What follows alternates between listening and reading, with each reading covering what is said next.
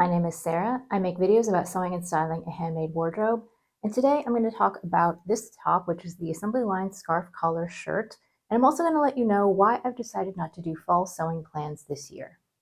If you're a new or returning viewer, thank you so much for joining me. The assembly line scarf collar shirt has two views. The one that I made has an attached scarf here, and you can also make it without the scarf. The version without the scarf doesn't have a collar, so it's just a high neck blouse. It has a hidden button placket on the front. It has a blouse style sleeve, so there's pleats here and then a very narrow cuff and a button. It has a shirt tail hem, and the fit is meant to be very oversized. I made a size extra small, and I did make a muslin out of some poplin scraps that were in my stash. And from the muslin, I decided to shorten the sleeves by 2 inches, but I did not make any other fit alterations. The fabric that I used for this top was gifted to me by Minerva, so I did receive it for free in exchange for writing it up on their website. It's a cotton lawn. It's one of their Minerva exclusive print on demand ranges. It has a really beautiful navy blue background and then these colorful flowers on it. And the scale is a little bit larger than I was expecting it to be, but I would say it's still a medium scale, which works reasonably well with my petite frame. Now, what was my experience like sewing this top? Well, to sum it up, I didn't really like it. I understand now why the assembly line is called the assembly line, because a lot of their techniques are arranged in a really efficient way. So for example, one of the very first things that you do when you start sewing is that you pre-press a lot of stuff. You pre-press the hems, you do the pleats in the sleeve. I think you might do the back yoke. There's just a ton of things that you have to press before you even get started. And I personally just don't like working that way. I don't find it enjoyable because I don't work in a factory and I don't need to be super efficient. So for my taste, I would have preferred the instructions to be laid out in a more logical way. So that aspect of it, I didn't really enjoy. I also found some of the instructions confusing. For example, the way that you put on the hidden button placket and you have to do all this folding, and the illustrations to me are a little bit confusing. And I had to practice on my muslin quite a few times before I figured out what I was actually supposed to do. I was so confused that I even went to my laptop and tried to figure out if they had a sew along or some sort of video instruction, and they don't seem to have anything like that. I just had to figure it out on my own, which I did do eventually, but I will say that the instructions, at least for me, were not the most clear to follow in certain parts. Another thing about the construction of this top that I was not super crazy about was the seam allowances. It has a standard 1 centimeter seam allowance, which is fine, but in certain areas like on the neckline and then also on the cuffs here, they want you to sew a 1/2 centimeter seam allowance, which to me as an American, I'm used to things in inches and fractions of inches, and so 1/2 centimeter is a really tricky one for me to figure out, and it's also very, very narrow. So there's just not a lot of leeway in case you make a mistake. So like on the collar here, I had clipped the notches like I'm supposed to, but because the seam allowance was so narrow, when I stitched the scarf to the collar, there were parts where I actually had holes where the notches are because the seam allowance was so narrow. I actually had to go back in on those sections and stitch a little bit deeper to make sure that I wasn't leaving a hole. And so this is just personal preference, but in my opinion, I prefer to sew a wider seam allowance and then just trim off the extra when you're finished. That's just the way that I prefer to work. I'm not saying that their way is wrong, but I would have appreciated a little bit fuller seam allowances than what they gave you in those areas because there's just not a lot of margin for error. This fabric was incredibly easy to cut and sew. I love a cotton lawn. It always behaves itself so nicely. It's very tightly woven, and so there was not a lot of fraying. And it's a really beautiful saturated color. I'm hoping that the color stays true. I don't have enough good things to say about the fabric. I would definitely use this type of fabric again. It's just really, really nice and easy to work with, and it feels really nice on the body as well. Let me get a little bit closer here and hopefully I can show you my buttons, even though they are covered when I'm wearing it. I just use like kind of a standard shirt button in this navy color. Oh, I did line this scarf. So the scarf portion here is supposed to be just one layer that you hem. But because of the fabric that I was working with, you would definitely be able to see a clear wrong side if I hemmed it. So I went ahead, because this fabric is so light, it's not going to add a ton of bulk. I went ahead and cut 2 scarf pieces so I could stitch them together and there would be no right or wrong side. You're not going to see the back side of the ties here, and I'm really glad that I did that. Now let's talk a little bit about my motivation for making this top, why I decided to sew this particular pattern, and how I'm going to style it. So I picked up this pattern when the assembly line had a sale several months ago. I think they had like a buy one, get one free or something like that. So I bought a couple patterns from them, and this was one of them. I really liked this when it came out. I just thought it was really unique and different and something that I hadn't really seen a lot of before. And I think that they were actually onto something because since this pattern was released, I think that I've been seeing more and more of these triangle scarves popping up as an accessory in ready-to-wear items. So I think that their trend forecasting was really spot on because I'm seeing more of these tops. It's still pretty new, so there's not a ton of them, but I will put up some examples that I have found that this style is definitely on an early phase of a trend, at least in my opinion. I thought that this top would be an interesting addition to my wardrobe because it's unique. I don't have anything else even close to like this in my wardrobe already.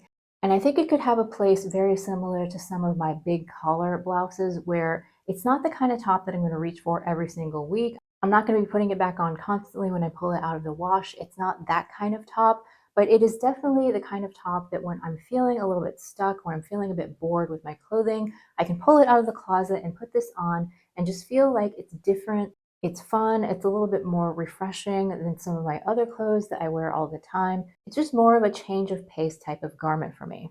I decided to make it in this printed floral fabric because seeing the samples from the assembly line, and no shade to them, I mean, I think they do a really good job of showing off the style lines and what the garment looks like.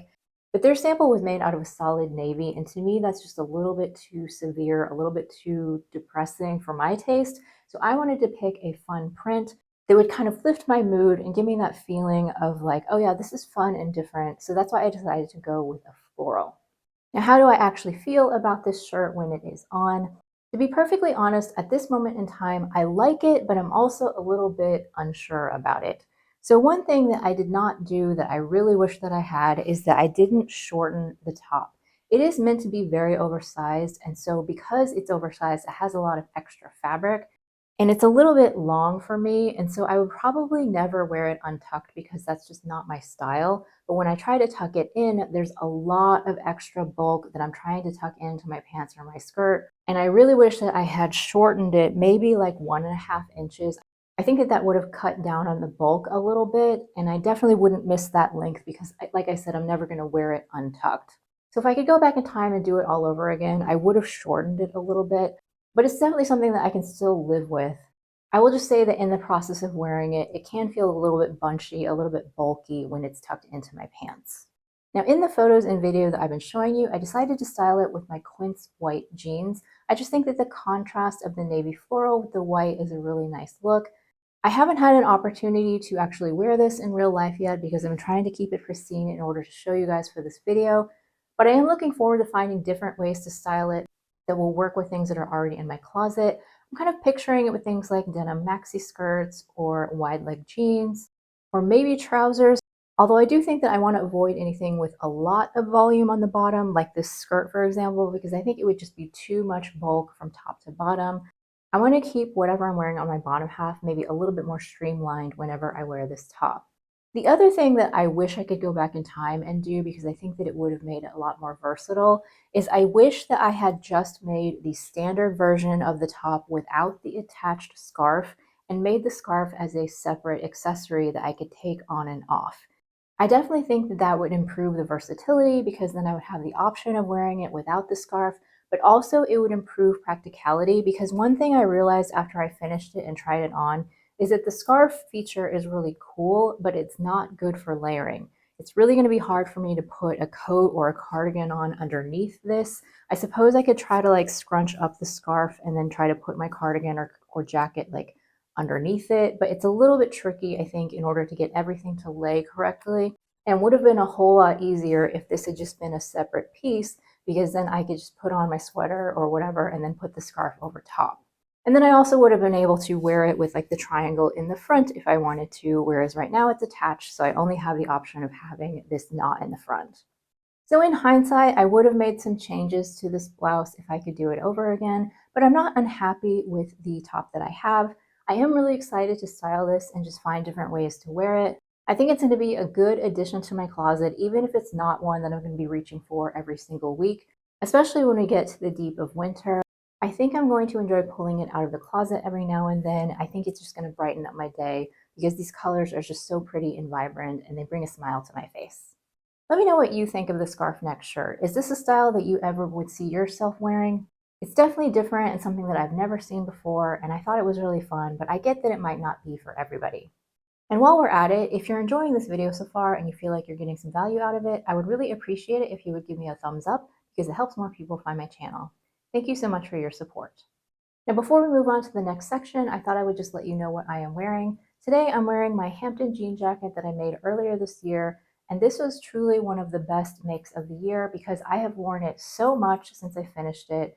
It really completes an outfit and it suits my style really well. Underneath, I'm wearing my True Bias Jessie tee. This is a free pattern. I've made two versions of this. This was the first version that I made out of a cotton spandex jersey that I got from Surge Fabrics. It is a little bit short, and so when I made it a second time, I did lengthen it a little bit. But this one is still perfectly fine, and I do wear it quite frequently. Then I have on my white New Look skirt. I can't recall the number, but all of the links will be down in the description box. Then I'm wearing my Adidas Sambas, and I had on my Celine Ava bag. All right, let me move the camera, and then we'll chat about why I'm not going to do fall sewing plans. I have really been enjoying watching everyone else's fall sewing plans. It's one of my favorite times of year, and the planning process is one of my favorite parts of sewing.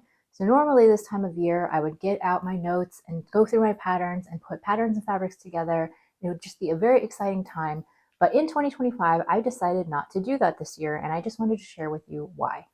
In previous years, I always have so many ideas and things that I want to make, and I end up with a list that is way longer than what I could actually accomplish in a season. And so what I found is that I would have this long list of projects that I wanted to make, and I'd be going through them and making them and like taking off the boxes. And I think I was just kind of going through the motions of like, I have all these plans, I have to get through them all, and so that I can take off that box and say that I've made it. And I didn't put enough thought into each individual project that I was making, and that's how I end up making some of my wardrobe mistakes, which I've talked about in other videos. And in case you're interested, I will link those up in the cards so you can check them out after you watch this one.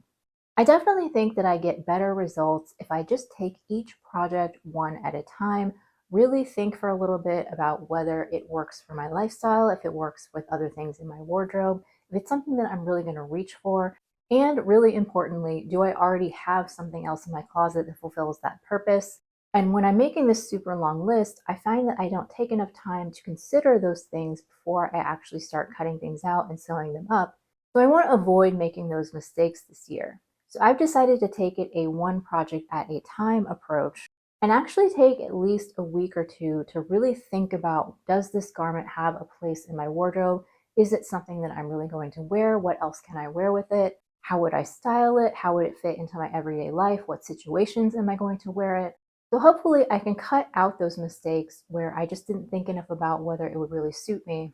And at least I can say if I make more mistakes in the future, it's not because I didn't think about it enough.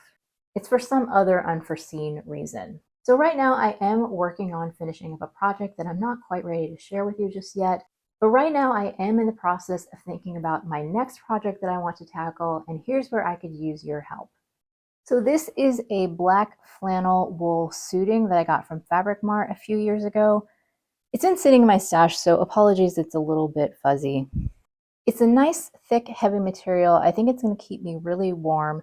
It is a little bit rough to the touch. I won't say that it's scratchy, but it's definitely not something that I would want next to my skin. So I am going to line this garment for sure. And what I decided that I want to make out of this is a pinafore dress. So I've been thinking for a while that I wanted a little bit more of an office appropriate pinafore dress, something that's a little bit dressier, something that I could wear with things like my turtlenecks or button up shirts or even blouses. I could layer with a cardigan or a blazer over top and just have a dress that's more appropriate for winter wear. And because it is a pinafore and it's meant to be layered, I think that it would actually be easier for me to style than a regular dress because it's basically separates. You know, you're putting a top and a bottom together sort of. And I think that I struggle more with how to style dresses in the winter. So I think having that extra layer that you wear underneath the pinafore is going to make it a little bit easier to style, a little bit easier for me to incorporate it into my wardrobe. Now I have two patterns in my stash that I've been thinking about using for this particular pinafore dress. The first one was a free option. It is unfortunately no longer free, but when I downloaded it, it was free. It's the Peppermint Magazine button-up dress that was designed by In the Folds. I looked up the hashtag on Instagram and there's a lot of examples of this dress. I do think that for me, It's a little bit looser through the waist and the hips than I really prefer. And so I think that if I made that, I would go in and slim it down just a little bit and make it slightly more fitted in those areas. I don't want it to be skin tight or anything, but I just want it to be a little bit more body skimming. This dress has princess seams, and so I think it's going to be relatively easy to make those adjustments. No matter which pattern I choose, I will definitely make a muslin and make sure that the fit is on point before I cut it out. I don't know what I'm going to do about lining fabric. I think the original pattern has more of a half lining that kind of ends at the waist. I would just cut two of all of the dress pieces and make a full lining and just make the lining like an inch shorter. But I definitely don't have enough of a plain black lining fabric that I could use for this, and so I'd have to go through my stash and figure out what I want to do. The second option is a vintage pattern. It's Simplicity 7939, and I forgot to check the year, but I think it's from the 90s. I picked up this pattern in sizes 10 to 14, and so technically the size 10 is going to be too big for me up in the shoulders and the chest area, although it should fit just fine in the waist and hips. So I will need to do a little bit of grading, but like I said, I'm going to make a muslin regardless, so I can make those adjustments. This pattern is also not meant to be lined. I think it has facings on the inside, and so I would need to change it to a lining, but I think I can do that.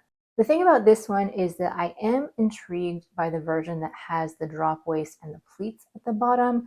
However, I kind of suspect that that silhouette is going to look horrible on me, and so like I said, I would make a muslin and try it out first before I cut into my fabric.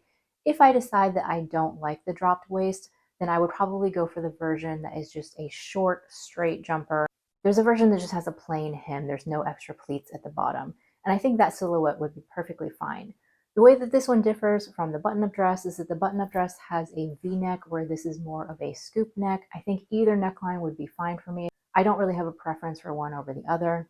So please let me know in the comments which version you think that I should make. I do think that having a nice black wool pinafore dress would be a great addition to my winter wardrobe, and I think that I would wear it quite a lot. Now that I have a bunch of wool or fleece lined tights, I can definitely wear those underneath with a pair of tall boots and be warm enough. And of course, I can wear a variety of different layers at the top if I need to in order to stay warm in the wintertime. And since I'm still currently working on a separate project, I think it's going to be another week or two before I get to this, so I have plenty of time to get input from you guys and make my final decision. So please let me know what you think. Thank you so much for joining me in today's video. I really appreciate that you take time out of your day to watch. I hope that you have a wonderful week, and I will see you next time.